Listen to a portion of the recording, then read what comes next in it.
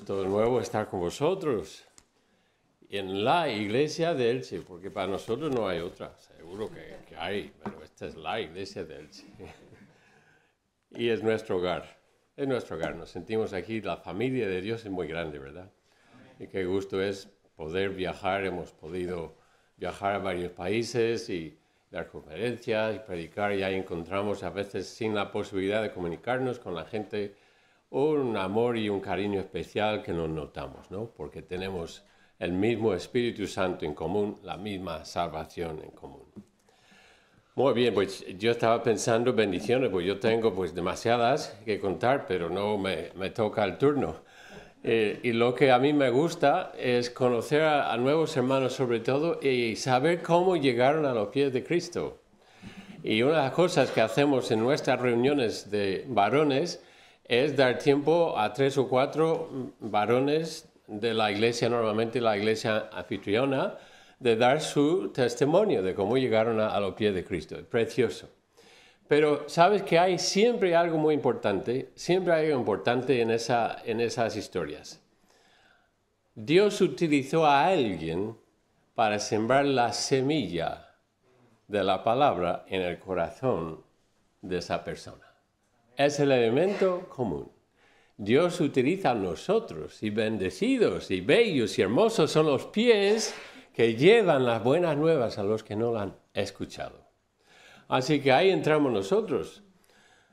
Alguien bien ha dicho, cuando el Evangelio llegó a tu casa, llegó a un callejón sin salida, o continúas llevando el Evangelio a otras personas más.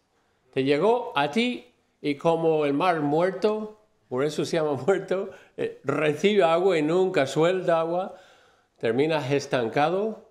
¿Estás estancado con el Evangelio en tu vida, en tu corazón, o lo compartes también con otras personas? Pues ahí va la idea de nuestro mensaje esta noche. Me gustaría que abramos en nuestras Biblias al libro, la carta a los Gálatas. Gálatas capítulo 6, por favor. Ya conocéis el texto, ¿no? Bastante común. Pero vamos a volver a verlo. Pedro dice varias veces, quiero remover vuestra santa memoria. Y en la segunda carta dice, vuelvo esta segunda carta, casi como que regañando, porque no me hicisteis caso a la primera carta. Y Jesús muchas veces nos repitió varias frases y varias verdades, porque tenemos a veces la cabeza dura y no entra la primera vez lo que tenemos que escuchar.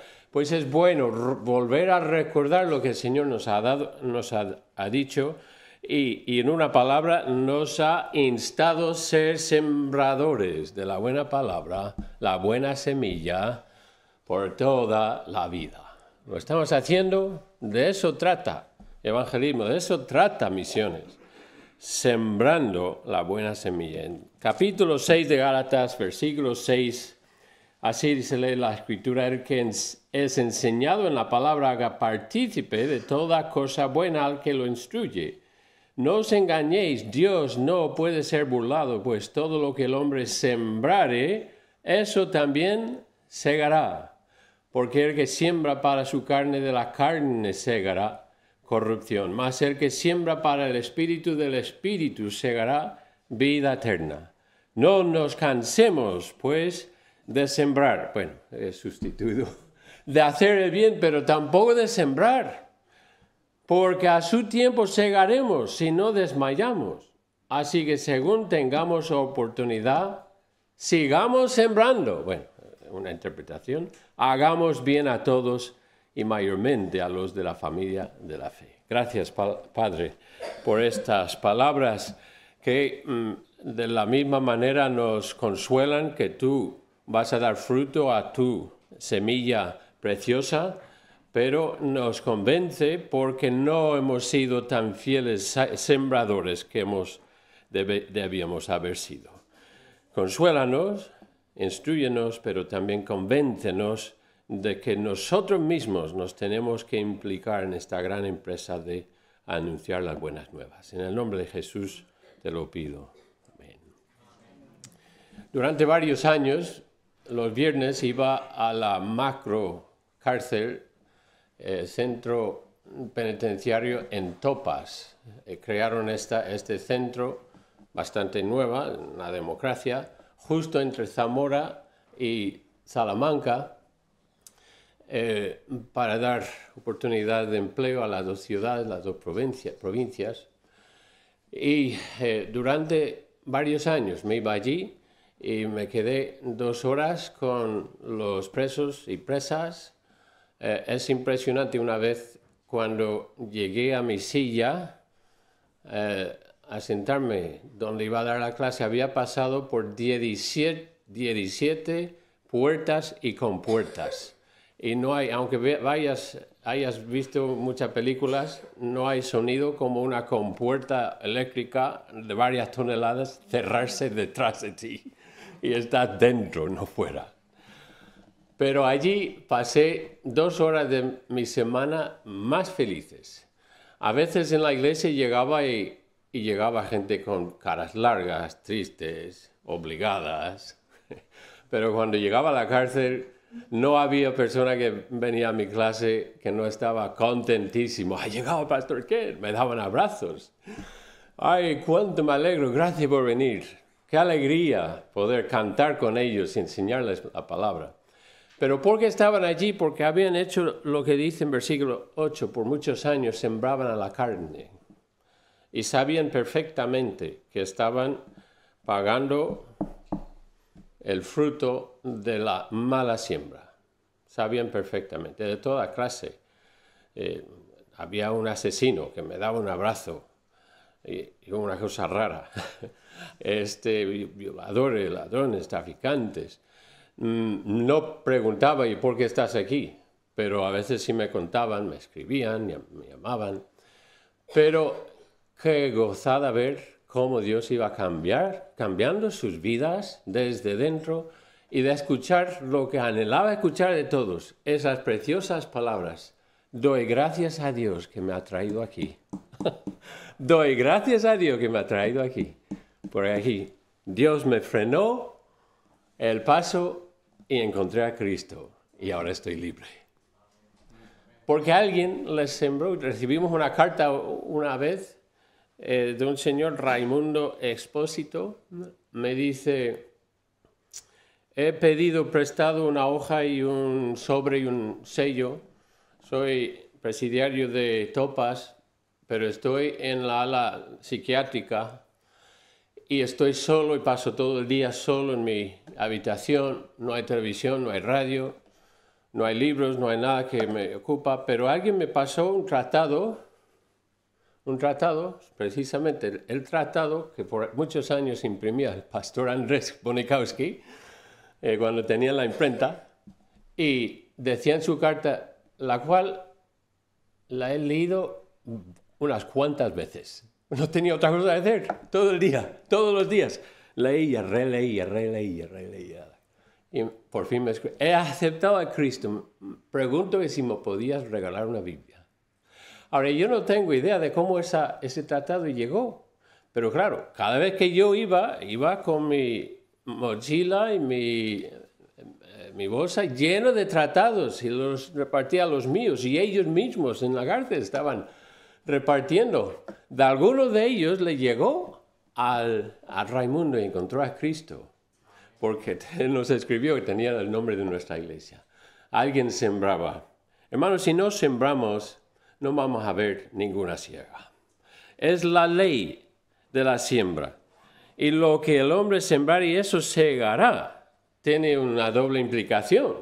Podemos sembrar a la carne o podemos sembrar al espíritu. Pero me gustaría ver 3 sencillas leyes, partes de la ley de la siega, la siembra y la siega, y algunos axiomas que también están relacionadas. Y primero quería contaros lo de Rosana, también una pequeña brasileña que empezó a asistir a la iglesia.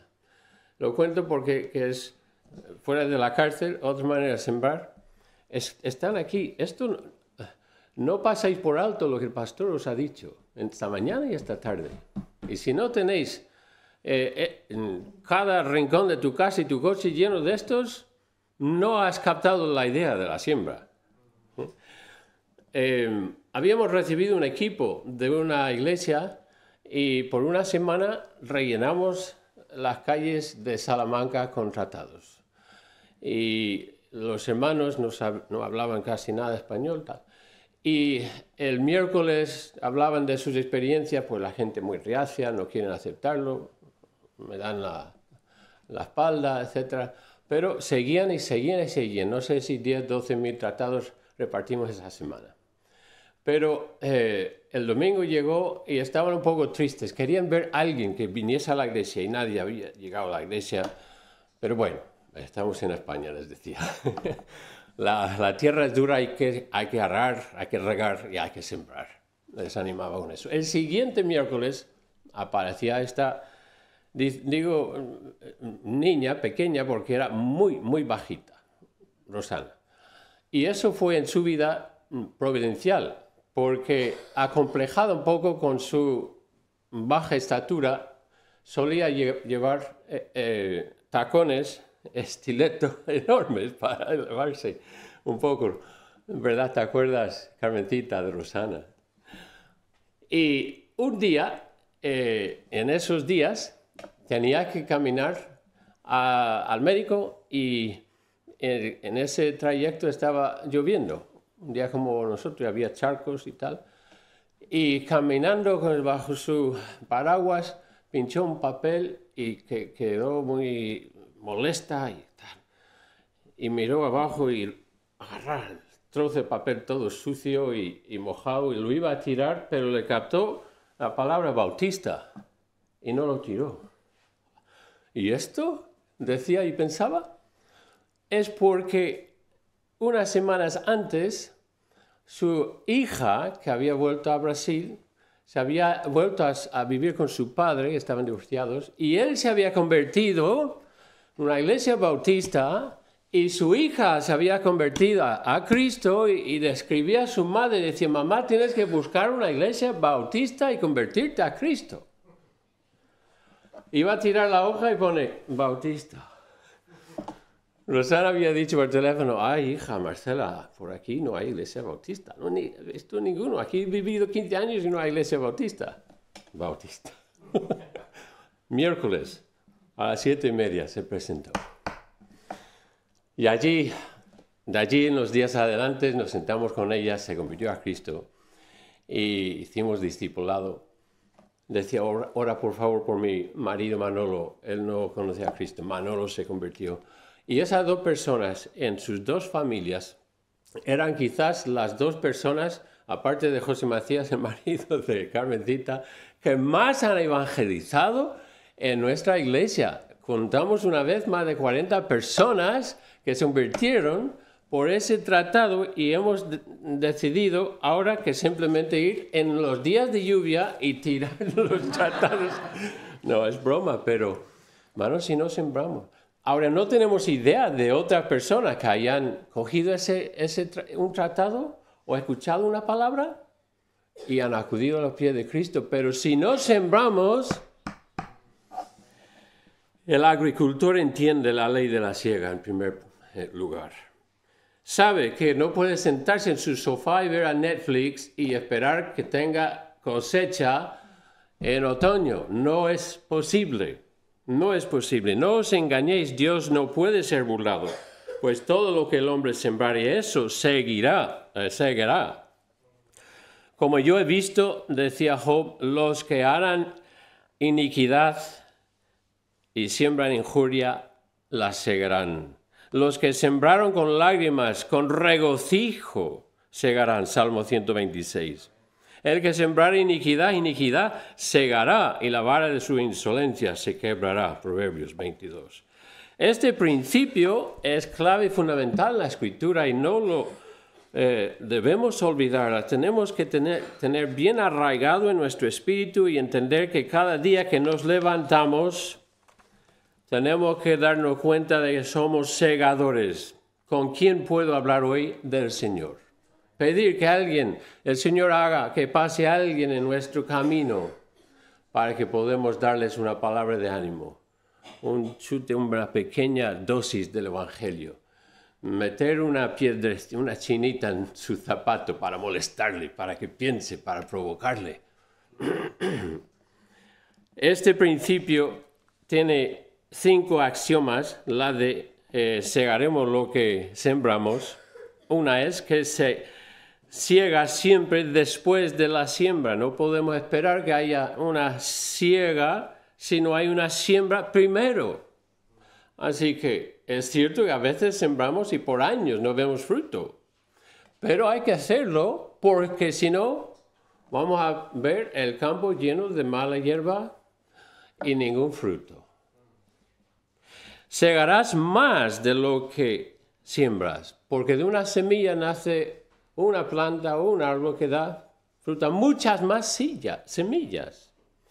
Y gracias a Dios que los que sembraron en España, mediados del siglo XIX, cuando la pequeña segunda reforma de España nació desde Gibraltar y Sevilla, etc., gracias a los que sembraron, hoy día hay casi 8.000 iglesias evangélicas en España. Gracias a los que dieron su vida y algunos que fueron quemados en la hoguera, incluso en Valladolid, en Sevilla, en Madrid.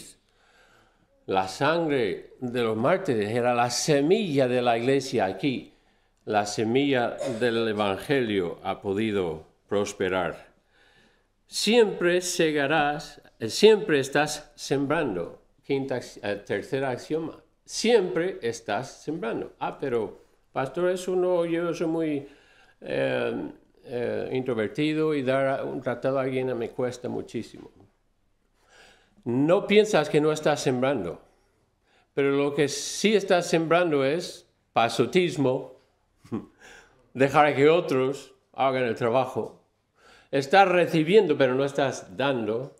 Estás sembrando un ejemplo de mediocridad, de una vida cristiana a medias, y no creas que hay gente observándote y viéndote y tú siendo su semilla.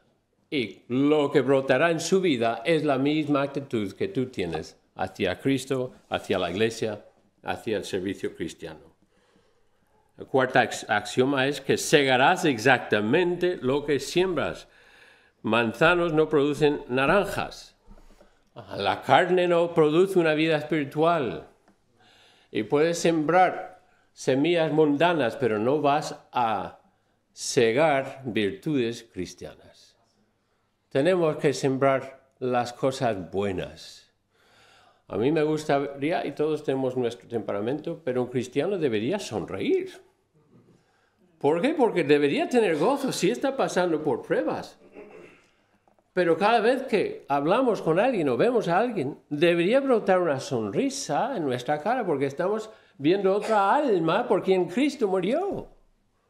Debemos tener esa clase de actitud que personas son almas con un destino eterno y queremos por lo menos darles algo gratis, una sonrisa. Una sonrisa. No sé si conocéis o habéis oído de Milton, Portugal. Milton, Portugal. Me llegó el testimonio de su salvación, ¿no sabes tú? Ha sido misionero de Perú. En Cerdañola, abrió una iglesia en Cerdañola, ya está con el Señor desde hace muy poco tiempo. Pero su testimonio es que en las calles de Lima, o Arequipa, no me acuerdo, en Perú estaba caminando y al otro lado de la calle siempre veía un hombre con una cara placentera, llena de felicidad y tranquilidad y una sonrisa. Caminaba sola, pero sonriente. Todos los días él iba al trabajo y veía a esa persona retrocediendo. Un día cruzó la calle y decía, perdóneme que le pregunte, ¿por qué está usted tan feliz? Y le contó. Y se convirtió a Cristo. Por la cara de un desconocido en la calle. Sembramos segamos exactamente lo que segamos. Y los sembradores, decía Jesús en Mateo 9:38, son pocos. En realidad deberíamos ser muchos los que sembramos. Y a veces pensamos, bueno, Tenemos un pastor que evangelice, que discipule, que él, claro, a él le tenemos encargado con ese trabajo, no, hermanos. La gran comisión no es para obreros vocacionales ni no vocacionales, está dado a toda la familia de Dios, de cada creyente. Levanta la mano, hermana Carmencita. Levanta la mano. Ella es la ángel de nuestra iglesia, preciosa hermana. Pocas personas he visto más semejante a Cristo que Carmencita, ¿verdad, Belén? Pero Carmencita no era creyente y un día estaba trabajando en la casa de una familia, en su casa haciendo deberes y labores, creyente, pero era su hija de 6 o 7 años, no me acuerdo cuántos años tenía, le invitó a Carmen a la iglesia y le habló de Jesús. Tenía 20 años por ahí. Le invitó a la iglesia y al final fue y se convirtió. Una niña. Hermanos, no tiene que ser los mayores o no solo los jóvenes, sino todos podemos. Hay que vernos implicados en este gran deber. Hace unos 5 años recibí una llamada que me puso la piel de gallina. Hola, ¿sí, ¿es usted Pastor Kent? Sí. ¿Sí? ¿Cómo le puedo ayudar? Pues mire, yo soy Carlos Gómez y usted no me conoce, pero hace 20 años escribí a usted que yo soy colombiano y había sido entrenado a nivel secundaria para ser cura y mis padres me enviaron a España para terminar mis estudios de grado para poder terminar mis estudios sacerdotales y teológicos. Pero al llegar a España me enteré de que había protestantes, algunos en España, quería informarme bien de lo que creían para poder contrarrestar sus ideas, ¿no? Y de alguna manera había enterado de que nosotros ofrecíamos unos estudios de discipulado bíblico, 12 estudios. Creo que habíamos puesto un anuncio en el Vademecum. ¿Alguien se acuerda del Vademecum? El primer Google evangélico de España. Y copió la dirección y me escribió. Bueno, vale, claro. Y le escribí una carta, le invitaba a hacer los 12 estudios y uno por uno devolvérmelos, lo corregía y pues no me volvió a escribir. Y eso pasó algunas veces porque en los tratados ofrecimos esa serie de estudios. Y dijo, me envió los estudios y los hice todos. Los hice todos. Y al final me di cuenta de que la salvación eterna es gratuita y segura. Y que no tengo que seguir obrando religiosamente para mantener mi salvación. Me incorporé, dejé mis votos, abandoné la iglesia, me incorporé a una iglesia, hice estudios teológicos, estoy activo ahora mismo en una iglesia de Madrid. ¿Sabe quién era el pastor? Jaime Loveday. Estamos orando por Jaime. Y me dijo, además de eso, y soy empresario, soy el secretario general, el presidente de Gedeones para toda España, los que reparten y regalan Biblias. Y quería contármelo. Dijo, no sé por qué no te lo he cantado antes, pero 20 años hice una pequeña siembra y el fruto era magnífico, magnífico. Hay que sembrar, hay que esperar. Hay que sembrar la buena semilla. Yo planté, decía Pablo. Apolo regó, pero el crecimiento lo ha dado Dios, que nos lleva al segundo punto. El agricultor solo controla la siembra. No podemos hacer que la semilla germine. No podemos que produzca vida, pero Dios hace lo que Él solo puede hacer cuando nosotros hacemos lo que debemos hacer. ¿Estamos sembrando de verdad? Estamos esperando y confiando que algún día vamos a ver el fruto. Llevamos más de 40 años orando por mi suegra y mi cuñada. Los invito a orar por ellas. Viven en nuestra casa y confiamos que algún día esa semilla sembrada por tantos años dará su fruto. Confiamos en que el Señor va a hacer lo que ha prometido hacer, porque cumple sus promesas y no miente. Y Dios ha dicho en Isaías 55:11 que dice, mi palabra no volverá vacía. Siembra, porque es la dunamis, es el poder de Dios para la salvación. No me avergüenzo del Evangelio porque es el poder de Dios para la salvación.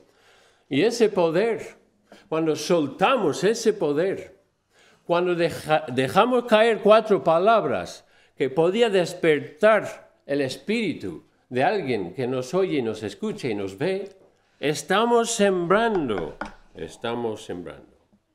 Tercer lugar, el agricultor no es dueño de la siega. Hay un señor de la siega. El agricultor entiende la ley de la siega, dimos 5 axiomas. Un agricultor solo controla la siembra y el agricultor reconoce que no es dueño de la siega. El Señor es el Señor de la mies. Envía obreros, llama obreros. Y quizás esta noche tú bien sabes que Dios te ha estado llamando a la puerta, llamándote. Quiero que tú sirves, quiero que tú prepares, quiero que tú te formes y estás resistiendo. Quiero que tú des una escuela dominical en la iglesia. Quiero que tú discipules. Quiero que tú salgas a la calle y estás resistiendo. Mi padre es tributo de ello porque él sintió un llamado al ministerio de 18 años.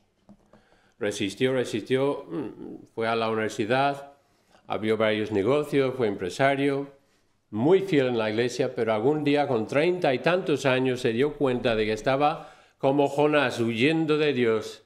Se entregó al Señor, terminó sus estudios, abrió 2 iglesias y pastoreó 3 iglesias hasta su jubilación. Pero él mismo diría, ahí dejé 15 años perdidos. Debía haber estado sirviendo al Señor. El Señor es el soberano Rey y Él sabe cuántos obreros necesitamos. Tenemos que obedecerle cuando llama. Mi palabra no volverá vacía. Déjame contarte la historia de Juanito Manzanas. ¿Os suena? Juanito Manzanas. Cuando yo era un niño, además de Caperucita Roja y los otros cuentos, nos hablaba de Juanita Manzanas. Yo pensé que era también una figura inventada. Pero no fue así. Era una persona real cuyo nombre era Juan Chapman. Juan Chapman nació en 1774 en el estado de Indiana. Cuando él llegó a sus estudios secundarios, se interesó mucho por el arboricultor.